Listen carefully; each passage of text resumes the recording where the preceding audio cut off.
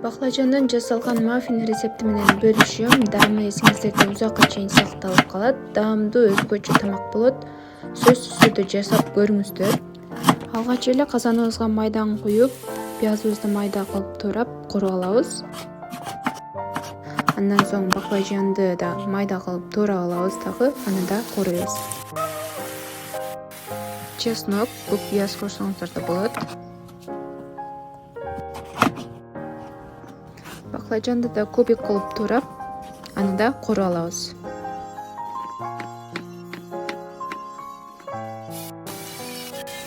Татымына жараша туз, паприка, кара мурч, соя соустан кошуп аралаштырып алабыз. Андан соң 3 жумуртканы жакшылап аралаштырып алабыз.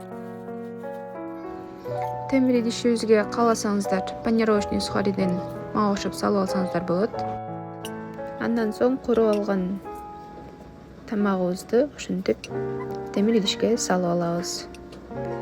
Анан жакшылап аралаштырган жумурткабызды ошентип үстүнө куюп чыгабыз ар бирин.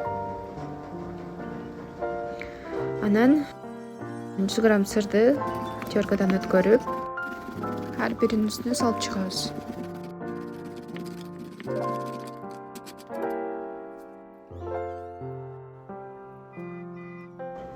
Ысып турган духовкада 180 градуста 20 мүнөт бышырып алабыз.